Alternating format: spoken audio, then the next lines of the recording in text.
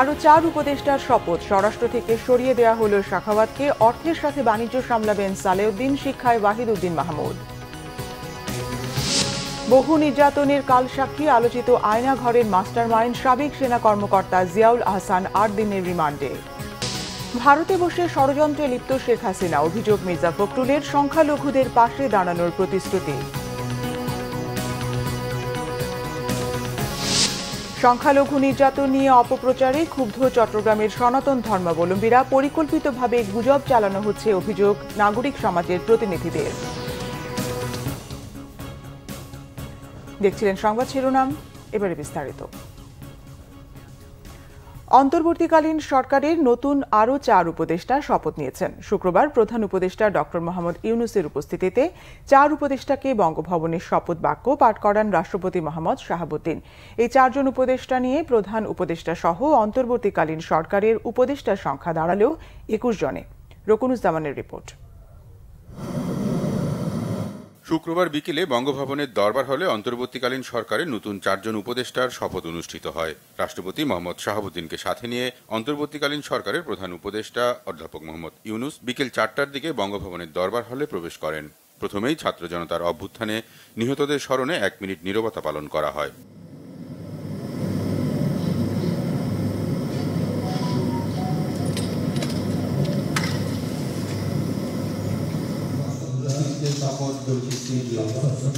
এরপর নতুন 4 উপদেষ্টাকে শপথ বাক্য পাঠ করান রাষ্ট্রপতি মোহাম্মদ শাহাবুদ্দিন। আমি সশ্রদ্ধ চিত্তে শপথ করিতেছি যে আমি আইন অনুযায়ী অন্তর্বর্তীকালীন সরকারের উপদেষ্টা পদের কর্তব্য বিশ্বস্ততার সহিত পালন করিব। নতুন 4 জন উপদেষ্টা হলেন তত্ত্বাবধায়ক সরকারের সাবেক উপদেষ্টা অর্থনীতিবিদ ওয়াহিদুদ্দিন মাহমুদ, সাবেক মন্ত্রিপরিষদ সচিব আলী ইমাম মজুমদার, সাবেক জ্বালানি সচিব ফওজুল কবির খান এবং অবসরপ্রাপ্ত লেফটেন্যান্ট জেনারেল জাহাঙ্গীর আলম চৌধুরী। ছাত্র জনতার অভ্যুত্থানে আওয়ামী লীগ সরকারের প্রধানমন্ত্রী শেখ হাসিনার পদত্যাগ করে দেশ ছাড়ার পর গত 8 আগস্ট নোবেলজয়ী অধ্যাপক ডক্টর মোহাম্মদ ইউনূসকে প্রধান উপদেষ্টা করে অন্তর্বর্তীকালীন সরকার গঠিত হয়। নতুন 4 জন উপদেষ্টা নিয়ে প্রধান উপদেষ্টা সহ অন্তর্বর্তীকালীন সরকারের উপদেষ্টা পরিষদ হল 21 সদস্যের। রকুনুজ্জামান, বাংলা ভিশন, ঢাকা। এদিকে অন্তর্বর্তী সরকারের উপদেষ্টাদের দপ্তর পুনর্বণ্টন করা হয়েছে। এছাড়াও নতুন 4 উপদেষ্টা শপথের পর দায়িত্ব দেওয়া হয়েছে। শুক্রবার রাতে এক বিজ্ঞপ্তিতে এই তথ্য জানানো হয়। নতুন 4 জনের মধ্যে অধ্যাপক ওয়াহিদুদ্দিন মাহমুদকে শিক্ষা ও পরিকল্পনা মন্ত্রণালয়, আলী ইমাম মজুমদারকে প্রধান উপদেষ্টার কার্যালয়ে সংযুক্ত, অবসরপ্রাপ্ত লেফটেন্যান্ট জেনারেল জাহাঙ্গীর আলম চৌধুরীকে স্বরাষ্ট্র ও কৃষি মন্ত্রণালয় এবং মোহাম্মদ ফওজুল কবির খানকে দেওয়া হয়েছে বিদ্যুৎ, জ্বালানি ও খনিজ সম্পদ, সড়ক পরিবহন ও সেতু এবং রেলপথ মন্ত্রণালয়। অবসরপ্রাপ্ত ব্রিগেডিয়ার জেনারেল এম শাখাওয়াত হোসেনকে স্বরাষ্ট্র থেকে সরিয়ে দেওয়া হয়েছে বস্ত্র ও পাট মন্ত্রণালয়। এছাড়াও দায়িত্বের পুনর্বণ্টন হয়েছে বর্তমান উপদেষ্টাদের মধ্যে।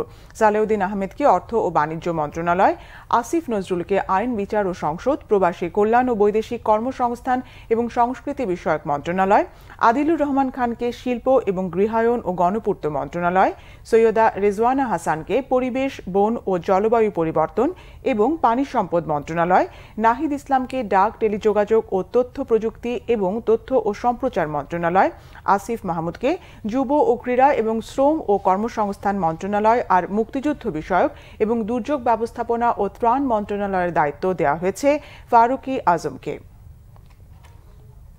বাংলাদেশের সংখ্যালঘুদের নিরাপত্তা নিশ্চিতে ভারতের প্রধানমন্ত্রী নরেন্দ্র মোদীকে আশ্বাস দিয়েছেন অন্তর্বর্তীকালীন সরকারের প্রধান উপদেষ্টা ডক্টর মোহাম্মদ ইউনূস। শুক্রবার ভারতের প্রধানমন্ত্রীর সঙ্গে ফোন আলাপে এই আশ্বাস দেন তিনি। বাংলাদেশের অন্তর্বর্তীকালীন সরকারকে সব ধরনের সহযোগিতার আশ্বাস দেন ভারতের প্রধানমন্ত্রী। প্রধান উপদেষ্টা বাংলাদেশের অন্তর্বর্তীকালীন সরকারকে অভিনন্দন জানানোর জন্য ভারতের প্রধানমন্ত্রীকে ধন্যবাদ জানান। ভারতের স্বাধীনতা দিবসের শুভেচ্ছাও জানান প্রধান উপদেষ্টা। ভারতের প্রধানমন্ত্রী বাংলাদেশের অন্তর্বর্তীকালীন অন্তর্বর্তীকালীন সরকারের সঙ্গে একসাথে কাজ করার আশাবাদ ব্যক্ত করেন। অধ্যাপক ইউনূসের নেতৃত্ব বাংলাদেশের মানুষের জন্য ভালো কিছু বয়ে আনবে বলেও আশাবাদ জানান। বাংলাদেশের সংখ্যালঘু নির্যাতন নিয়ে ভারতের গণমাধ্যমের রিপোর্টকে অতিরঞ্জিত উল্লেখ করে ভারতের সাংবাদিকদের বাংলাদেশ সফরের আমন্ত্রণ জানিয়ে এখানকার সংখ্যালঘুদের নিরাপত্তার বিষয়টি নিয়ে সরেজমিন প্রতিবেদনের কথা বলেন ডক্টর ইউনূস। প্রতিটি মানুষের মানবাধিকার নিশ্চিত করার বর্তমান সরকার অঙ্গীকারাবদ্ধ বলেও ভারতের প্রধানমন্ত্রীকে জানান প্রধান উপদেষ্টা ডক্টর মোহাম্মদ ইউনূস। বৈষম্য বিরোধী ছাত্র আন্দোলনে বগুড়ায় শিক্ষক সেলিম হোসেন নিহতের ঘটনায় আওয়ামী লীগের সভাপতি সাবেক প্রধানমন্ত্রী শেখ হাসিনা ও দলটির সাধারণ সম্পাদক ওবায়দুল কাদের সহ 101 জনের বিরুদ্ধে হত্যা মামলা হয়েছে। নিহত সেলিম হোসেনের বাবা সেকান্দার আলী বাদী হয়ে বগুড়া সদর থানায় শুক্রবার মামলাটি করেন। মামলায় শেখ হাসিনা ও ওবায়দুল কাদেরকে হত্যার নির্দেশদাতা হিসেবে উল্লেখ করা হয়েছে। নিহত সেলিম হোসেনের বাড়ি বগুড়ার শিবগঞ্জ উপজেলার পীরব ইউনিয়নের পালিকান্দা গ্রামে। মামলার আসামিদের মধ্যে আওয়ামী লীগের 2 জন সাবেক সংসদ সদস্য, 5 জন উপজেলা চেয়ারম্যান, 2 জন মেয়র, বগুড়া পৌরসভার 8 জন কাউন্সিলর, 10 জন ইউনিয়ন পরিষদের চেয়ারম্যান ও 25 জনপ্রতিনিধি রয়েছেন। এছাড়া অজ্ঞাত পরিচয় আরও 350 জনকে মামলার আসামি করা হয়েছে। মামলার এজাহারে উল্লেখ করা হয়েছে 4 অগাস্ট শহরের 7 মাথায় আওয়ামী লীগের নেতাকর্মীরা আন্দোলনকারীদের উপর হামলা চালায়। হামলায় শিক্ষক সেলিম হোসেন নিহত হন। বাংলাদেশে বৈষম্য বিরোধী ছাত্র আন্দোলনে 32 শিশুসহ 650 জন নিহত হয়েছেন। জাতিসংঘের মানবাধিকার কমিশনের প্রাথমিক প্রতিবেদনে এই তথ্য উঠে এসেছে। শুক্রবার জেনিভা থেকে প্রকাশিত এক প্রতিবেদনে সংস্থাটি জানায় 6 জুলাই থেকে 4 অগস্ট পর্যন্ত মৃত্যু হয়েছে 400 জনের, আর 250 জনের মৃত্যু হয়েছে 5 থেকে 6 অগস্টের মধ্যে। নিহতদের মধ্যে রয়েছেন বিক্ষোভকারী, পথচারী, সাংবাদিক এবং নিরাপত্তা বাহিনীর সদস্য। প্রতিবেদনে বাংলাদেশের নিরাপত্তা বাহিনীর বিরুদ্ধে গুরুতর এবং বিশ্বাসযোগ্য মানবাধিকার লঙ্ঘনের অভিযোগ আনা হয়েছে। জাতিসংঘ বলছে আওয়ামী লীগ সরকার শান্তিপূর্ণ আন্দোলনে নির্বিচারে রাবার বুলেট, সাউন্ড গ্রেনেড এবং প্রাণঘাতী গোলাবারুদ সহ আগ্নেয়াস্ত্র ব্যবহার করে বল প্রয়োগ করেছে। বাংলাদেশের সার্বিক শান্তিপূর্ণ পরিবেশ ফিরিয়ে আনতে আইনশৃঙ্খলা বাহিনীর বিরুদ্ধে শাস্তিমূলক ও ফৌজদারি ব্যবস্থা গ্রহণ সহ বেশ কিছু পরামর্শ দিয়েছে জাতিসংঘের মানবাধিকার বিষয়ক হাই কমিশন। বাংলাদেশের গণমাধ্যম ও আন্দোলনকারীদের মুভমেন্টকে সোর্স হিসেবে ব্যবহার করেছে জাতিসংঘ। বহু নির্যাতনের কালসাক্ষী বিতর্কিত আয়নাঘরের মাস্টারমাইন্ড অব্যাহতি পাওয়া সেনা কর্মকর্তা জিয়াউল আহসানকে 8 দিনের রিমান্ড মঞ্জুর করেছে আদালত। শুক্রবার বিকেলে একটি হত্যা মামলায় তাকে আদালতে হাজির করে পুলিশ। এরপর মামলার সুষ্ঠু তদন্তের স্বার্থে তার 10 দিনের রিমান্ড চেয়ে আবেদন করা হয়। শুনানি শেষে ঢাকার মেট্রোপলিটন ম্যাজিস্ট্রেট আরফাতুল রাকিবের আদালত এই আদেশ দেয়। বিস্তারিত গ্যালমান শফির রিপোর্টে। বিগত আওয়ামী লীগ সরকারের আমলে নির্যাতনের এককাল সাক্ষীতে পরিণত হয় বহুল আলোচিত আয়নাঘর। সেখানে এনে নির্যাতন চালানো হতো রাজনীতিবিদ সহ ভিন্ন মতাবলম্বীদের। শেখ হাসিনা সরকারের পতনের পর আয়নাঘর থেকে মুক্তি দেওয়া হয় বেশ কিছু বন্দীকে। বেরিয়ে আসে ওই বন্দীখানার নির্মম নির্যাতনের ভয়ঙ্কর সব কাহিনী। আর এই আয়নাঘরের মাস্টারমাইন্ড বা মূল হোতা হিসেবে উঠে আসে মেজর জেনারেল জিয়াউল আহসানের নাম। রাজধানীর নিউ মার্কেট থানায় পাপোশ ব্যবসায়ী শাহজাহান হত্যা মামলায় 15 আগস্ট গ্রেফতার করা হয় বাধ্যতামূলক অবসরে পাঠানো মেজর জেনারেল জিয়াউল আহসানকে। শুক্রবার কড়া নিরাপত্তায় আদালতে হাজির করা হয় তাকে। এ সময় পুলিশের পাশাপাশি সেনা ও বিজিবি সদস্যরা আদালতে অবস্থান নেন। আদালতে পুলিশ 10 দিনের রিমান্ডের আবেদন জানায়। জিয়াউল আহসানের পক্ষে শুনানি করেন তার বোন অ্যাডভোকেট নাজনীন নাহার। রিমান্ডে না দেওয়ার আবেদন করে তিনি বলেন, মামলার সাথে আসামির কোনো সংশ্লিষ্টতা নেই। আদালত শুনানি শেষে 8 দিনের রিমান্ড মঞ্জুর করে। নিউ মার্কেট মামলার একটি হত্যা মামলায় তাকে আজকে প্রডিউস করা হয়েছে। তার বিরুদ্ধে আসলে তো অসংখ্য হত্যা মামলা হবে। আপনারা জানেন তিনি আয়নাঘরের কারিগর ছিলেন, তিনি জেনোসিস্ট, তিনি গণহত্যার একজন অন্যতম আসামি। আর এই মামলায় তাকে 10 দিনের রিমান্ড চাওয়া হয়েছিল। আদালত তাকে 8 দিনের রিমান্ড মঞ্জুর করেছেন। আজকের যে আসামি আপনারা জানেন, বাংলাদেশটা শুধু আন্তর্জাতিকভাবে বিখ্যাত সেই আয়নাঘরের আজকের রূপকার ছিল আজকের আসামি। অতি উৎসাহী আয়নাঘরের কারণে বাংলাদেশে গুম খুনের মতো কালচার সৃষ্টি হয়েছে। সেনাবাহিনীর সাবেক এই কর্মকর্তা র্যাবের বিভিন্ন পদেও দায়িত্ব পালন করেন সরকারের আরও বেশ কিছু গুরুত্বপূর্ণ পদে। গ্যালমান শফি, বাংলা ভিশন, ঢাকা। শিগগিরই বেগম খালেদা জিয়াকে উন্নত চিকিৎসার জন্য বিদেশে নেওয়া হবে বলে জানিয়েছেন বিএনপির মহাসচিব মির্জা ফখরুল ইসলাম আলমগীর। তিনি অভিযোগ করেন, ভারতে বসে বাংলাদেশের বিরুদ্ধে ষড়যন্ত্রে লিপ্ত শেখ হাসিনা নব্য ফ্যাসিবাদের বিরুদ্ধে সজাগ থাকার পাশাপাশি সব ধর্মের মানুষের নিরাপত্তায় শান্তি ব্রিগেড গড়ে তোলার আহ্বান জানান বিএনপি মহাসচিব। রিপোর্ট করছেন সিকান্দার রেমান। বিএনপি চেয়ারপারসন বেগম খালেদা জিয়ার জন্মদিন উপলক্ষে নয়াপল্টনের দলের কেন্দ্রীয় কার্যালয়ে দোয়া মাহফিলের আয়োজন করা হয়। বেগম জিয়ার সুস্থতা কামনায় দেশবাসীর কাছে দোয়ার আহ্বান জানান বিএনপি মহাসচিব। জানান, খুব দ্রুত বিএনপি চেয়ারপারসনকে উন্নত চিকিৎসার জন্য দেশের বাইরে নেওয়া হবে। আল্লাহ যদি রহম করেন, ম্যাডাম অতি শীঘ্র আমরা বিদেশে চিকিৎসার জন্য নিয়ে যাওয়ার জন্য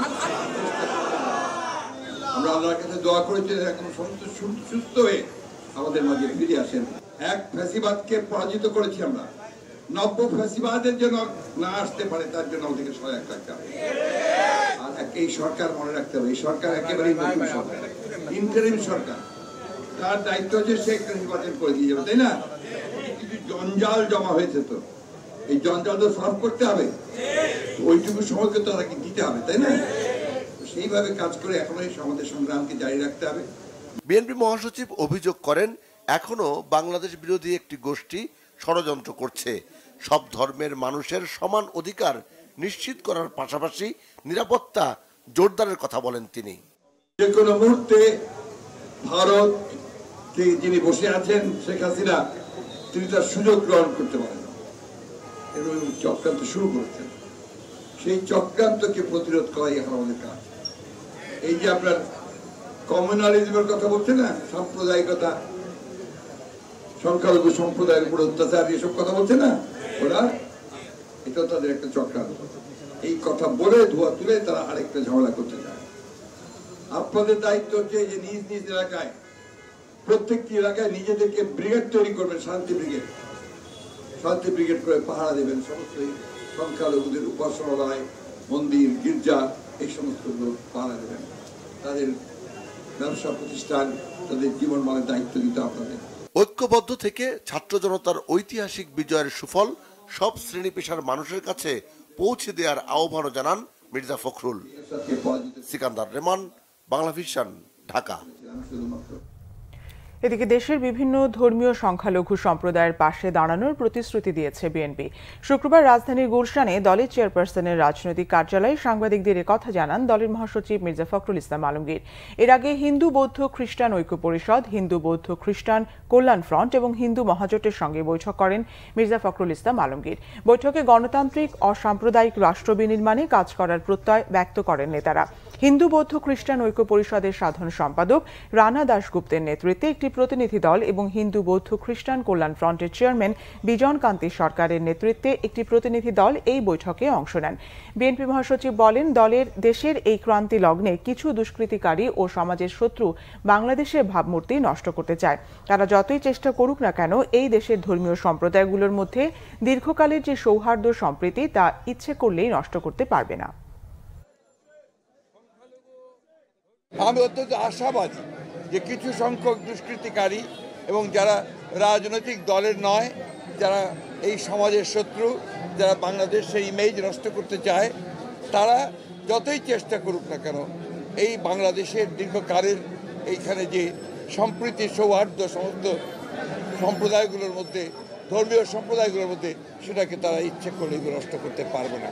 এবারও প্রমাণিত হয়েছে যে শত চেষ্টা করেও তারা আমাদের এই সৌহার্দ্য ঐক্য তারা বিনষ্ট করতে পারেনি। আমরা কমিটেড, বিশেষ করে বাংলাদেশ জাতীয়তাবাদী দল, আমরা আমাদের অঙ্গীকার আছে যে আমরা বাংলাদেশে একটা রেইনবো স্টেট নির্মাণ করতে চাই, সকল ধর্ম গোত্র বর্ণ নির্বিশেষে। বিএনপির ভাইস চেয়ারম্যান অবসরপ্রাপ্ত মেজর হাফিজউদ্দিন আহমেদ ও ডাক্তার AZM জাহিদ হোসেনকে দলের নীতি নির্ধারণী ফোরাম জাতীয় স্থায়ী কমিটিতে অন্তর্ভুক্ত করা হয়েছে। শুক্রবার দুপুরে রাজধানীর নয়াপল্টনের দলীয় কার্যালয়ে এক সংবাদ সম্মেলনে বিষয়টি নিশ্চিত করেছেন বিএনপির জ্যেষ্ঠ যুগ্ম মহাসচিব রুহুল কবির রিজভী। তিনি জানান, 2016 সালে বিএনপির 6ষ্ঠ জাতীয় কাউন্সিল অনুষ্ঠিত হয়। ওই কাউন্সিলে কাউন্সিলরদের সর্বসম্মতিক্রমে বিএনপি চেয়ারপারসনকে জাতীয় নির্বাহী কমিটি এবং অন্যান্য যে কমিটি গঠনে ক্ষমতা দেওয়া হয়েছিল সেই ক্ষমতা বলে জাতীয়তাবাদী দল বিএনপির সর্বোচ্চ নীতি নির্ধারণী কমিটিতে অর্থাৎ জাতীয় স্থায়ী কমিটিতে 2 জনকে অন্তর্ভুক্ত করা হয়েছে। তারা হলেন দলের ভাইস চেয়ারম্যান অবসরপ্রাপ্ত মেজর হাফিজউদ্দিন আহমেদ এবং বিএনপি চেয়ারপারসনের উপদেষ্টা ও তার ব্যক্তিগত চিকিৎসক ডাক্তার AZM জাহিদ হোসেন। আওয়ামী লীগ সরকারের পতনের পর সংখ্যালঘু নির্যাতনের অপপ্রচারে ক্ষুব্ধ চট্টগ্রামের সনাতন ধর্মাবলম্বীরা। আওয়ামী লীগ কার্যালয়ে আগুন দেওয়ার ঘটনাকে বিশ্ব গণমাধ্যমে মন্দিরে হামলা বলে চালানো হয়েছে। একটি চক্র পরিকল্পিতভাবে এসব গুজব প্রচার করছে বলে অভিযোগ নাগরিক প্রতিনিধিদের। চট্টগ্রাম থেকে নাসির উদ্দিনের রিপোর্ট। 5 আগস্ট শেখ হাসিনা পতনের পর আগুন দেয়া হয় চট্টগ্রাম মহানগরীর লালদিঘি পাড়ের আওয়ামী লীগ কার্যালয়ে। 6 বছর আগে জায়গাটি দখল করে অফিস বানায় দক্ষিণ জেলা আওয়ামী লীগ। এর পাশেই আছে নবগ্রহ মন্দির। আগুনে কার্যালয় পুড়লেও অক্ষত থাকে মন্দিরটি, কিন্তু প্রতিবেশী দেশে প্রচার করা হয় মন্দির পোড়ানোর সংবাদ, যা সম্পূর্ণ মিথ্যা বলেছেন মন্দিরের প্রধান পুরোহিত। এটা সম্পূর্ণ বানোয়াট। হ্যাঁ, এটা আমাদের মন্দিরের পাশে পিছনে একটা দক্ষিণ জেলা আওয়ামী লীগ কমিটি রয়েছে, ওটা তো অগ্নিসংযোগ বা ভাঙচুর হয়েছে, ওটা আমাদের এখান থেকে দেখা হয়েছে, এই জন্য আমাদের মন্দিরটা ক্যাপচার হয়েছে। বারবার সবাই বলতেছে মন্দিরে অগ্নিসংযোগ হয়েছে, এটা না, এটা সম্পূর্ণ মিথ্যা। সংখ্যালঘু নির্যাতনের ভুল তথ্য প্রচারের বিষয়ে সতর্ক থাকার আহ্বান সুশীল সমাজের। এখানে সাম্প্রদায়িক কোনো দাঙ্গা, সাম্প্রদায়িক কোনো আক্রমণ কোথাও হচ্ছে না। বিগত সরকার বিধে নিয়েছে, তাদের লোকজন, তাদের পক্ষের লোকজন এগুলো টোটাল বিষয়টাকে অন্যদিকে প্রবাহিত করতে চাইতে পারে। কোতোয়ালি, বাকলিয়া, সদরঘাট, হালিশহর সহ বিভিন্ন জায়গায় মন্দিরে আগুনের কোনো সত্যতা নেই বললেন হিন্দু নেতারাও। কেউ শুধু সন্ধ্যা নিয়ে আসে, আবার যারা এইগুলি সত্যিকারের ছাত্ররা পাহারা দিচ্ছে, জনতারা দিচ্ছে। অনেক জায়গায় গিয়েছি কিন্তু দেখি যে এইসব মিথ্যা, আবার অনেক জায়গায় ছবি পাঠিয়েছে, দেখা যায় পরে এগুলি মিথ্যা। চট্টগ্রামের মোটামুটি এই মহানগর এরিয়াতে বেশিরভাগ ক্ষেত্রে তেমন কোনো ঘটনা ঘটেনি। চট্টগ্রামে হিন্দু অধ্যুষিত বিভিন্ন এলাকায় মন্দির পাহারা দিচ্ছেন মাদ্রাসা ছাত্ররা। সকলে মিলে রাত জেগে মন্দির বাড়িঘর পাহারা দেওয়ার কারণে ভয় কেটেছে হিন্দু বাসিন্দাদেরও। Bangla vision news desk. 15 August Dhanmondi 32 সহ কিছু জায়গায় যা ঘটেছে এগুলো অনাকাঙ্ক্ষিত। এটা বৈষম্য বিরোধী ছাত্র আন্দোলনের কর্মসূচির অংশ নয়, জানিয়েছেন বৈষম্য বিরোধী ছাত্র আন্দোলনের সমন্বয়ক সার্জিস আলম। তিনি জানিয়েছেন, শুধু বঙ্গবন্ধু শেখ মুজিবকে শ্রদ্ধা কেন, মাওলানা ভাসানী, জিয়াউর রহমান, তাজউদ্দিন আহমেদ সবাইকে শ্রদ্ধা জানাতে হবে। ট্রাফিক পুলিশকে দায়িত্ব পালন করতে দেওয়ার আহ্বান জানিয়ে শিক্ষার্থীদের ক্লাসে ফিরে যাওয়ার অনুরোধ জানায় এই সমন্বয়ক। আর জানাচ্ছেন দীপন দেওয়ান। 15 আগস্ট ধানমন্ডি 32-এ কয়েকজনকে নাজেহাল করার ভিডিও ও ছবি ঘুরপাক খাচ্ছে সামাজিক যোগাযোগ মাধ্যমে। এসব ঘটনার জন্য অনেকে নিন্দাও জানিয়েছেন। এ নিয়ে শুক্রবার সকালে ঢাকা বিশ্ববিদ্যালয়ের 21 হলে সংবাদ সম্মেলন করে বৈষম্য বিরোধী ছাত্র আন্দোলন। সংবাদ সম্মেলনে অন্যতম সমন্বয়ক সার্জিস আলম বলেন, কেউ শোক পালন করতে চাইলে তাকে বাধা দেওয়ার অধিকার কারো নেই। তবে একজন ব্যক্তির জন্য রাষ্ট্রীয় শোক সমর্থন করে না বৈষম্য বিরোধী ছাত্ররা। শেরে বাংলাকে ফজলুল হক, মাওলানা আব্দুল হামিদ খান ভাসানী, হোসেন শহীদ সরওয়ার্দী, জিয়াউর রহমান থেকে শুরু করে তাজউদ্দিন আহমেদ পর্যন্ত এই মানুষগুলো যতটুকু ন্যূনতম সম্মান প্রাপ্য কিংবা ইতিহাসের যে জায়গাটুকু তারা ধারণ করে সেটুকুও তাদেরকে দেয়া হয়নি। তাদের প্রত্যেককে তাদের যতটুকু অবদান ছিল এর জন্য তাদের স্মরণ করতে হবে। আজকে 24 সালে যা হয়েছে এটা 24 সালের ঘটনা না, বিগত 16 বছর ধরে হয়েছে তার ঘটনা। রাষ্ট্রীয়ভাবে এই যে শক্তি এটি পালন করা উচিত নয়। কোনোদিন সিঙ্গেল কয়েকজন মেজর বা আর্মি অফিসার মিলে এই যে একটি অভ্যুত্থান সেটা 15 আগস্টে 1975 ঘটাতে পারতো না, বরং এটি একটি সামগ্রিক ক্ষোভ ছিল এবং সবার ওই যে একটি নীরবতার সমর্থনেরই কিন্তু একটি লক্ষণ। ওই হলে কিছু অতি উৎসাহী শিক্ষার্থী শোক দিবসকে কেন্দ্র করে করেছে না, ব্যক্তিগত জায়গা থেকে করেছে, এমন একটি কাজ করেছে। ইভেন 32-এও এটি হয়েছে। আমরা সরাসরি বিভিন্ন টকশোতে বলেছি, মিডিয়াতে বলেছি, এই বিষয়টিকে আমরা সমর্থন করি না। আমরা খুঁজে তথ্য প্রমাণের ভিত্তিতে যদি সিঙ্গেল একজন সমন্বয়ক বা সহ সমন্বয়ক পুরো বাংলাদেশে পেয়ে থাকি, এটার সাথে যুক্ত কোনোভাবে আমরা তৎক্ষণাৎ তাকে আমাদের ওই কমিটি থেকে, ওই টিম থেকে বহিষ্কার করব। তিনি আরও জানান, 5 আগস্টের পর সারা দেশে কোনো সমন্বয়ক টিম গঠন করা হয়নি। অনেক ভুয়া সমন্বয়ক সৃষ্টি হয়েছে বিভিন্ন জায়গায়। বৈষম্য বিরোধী ছাত্র আন্দোলন আসলে এরকম কোনো কিছুকে প্রমোটই করে না যে কেউ একজন কোনো একটি হোস্টেলে গিয়ে সার্চ করবে, কেউ একজন কোনো একটি আবাসিক হোটেলে যাবে, কিন্তু কেউ কোনো একজন প্রফেসরকে জোর করে নামিয়ে দিবে। আমরা এগুলোকে সমর্থন করি না। যখন জনগণের ভোটাধিকার নাই, জনগণ কাউকে নির্বাচিত করতে পারছে না, যে কেউ একজন প্রতিনিধি ওই সময় দেখেছে সে যদি তার ঊর্ধ্বতন কাউকে তেল দিয়ে তোষামত করে টাকা দিয়ে এই কাজটি করতে পারে, যে মনোনয়নটি নিতে পারে, তাহলে সে এমপি। তখনই সে জনগণের কথা ভুলে গিয়েছে। আলটিমেটলি জনগণের ভোট তার প্রয়োজন হয় না। আওয়ামী লীগের যারা সরাসরি ছিল, যারা পিছন থেকে সামনে থেকে মদত দিয়েছে, প্রত্যেকজন দায়ী। এবং আমি বিশ্বাস করি যে প্রত্যেকজনের বিরুদ্ধে অন্তত এই ভোটাধিকারটি নষ্ট করার জন্য এবং এটিকে সাপোর্ট দেওয়ার জন্য মামলা করা উচিত। সো শিক্ষার্থীদের প্রতি আমাদের অনুরোধ যে আর আসলে রাস্তায় নামার প্রয়োজন নেই। যে আমাদের ভাই বোনেরা তারা যেটি করেছে জাতির সংকটে, এটার জন্য তাদেরকে ধন্যবাদ। এখন তাদেরকে আসলে পড়ার টেবিলে ফিরে যেতে হবে, কারণ দিন শেষে আমরা যদি দেশকে এগিয়ে নিয়ে যেতে চাই, আমাদের একটি শিক্ষিত তরুণ প্রজন্ম প্রয়োজন, আসলে একটি ইন্টেলেকচুয়াল তরুণ প্রজন্ম প্রয়োজন যারা বাংলাদেশকে এগিয়ে নিয়ে যাবে। সেই জায়গা থেকে সবার প্রতি অনুরোধ আমরা যেন ক্লাসে ফিরে যাই। কোথাও অনিয়ম হলে শিক্ষার্থীরা আবারও রাস্তায় নেমে আসবে বলেও জানান তিনি।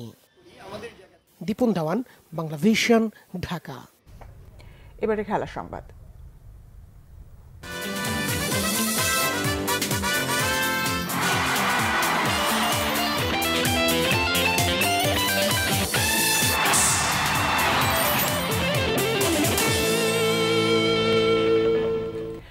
বাংলাদেশ ফুটবল ফেডারেশনের নির্বাচনে সভাপতি কাজী সালাউদ্দিনকে চ্যালেঞ্জ জানাবেন ক্রীড়া সংগঠক তরফদার রুহুল আমিন।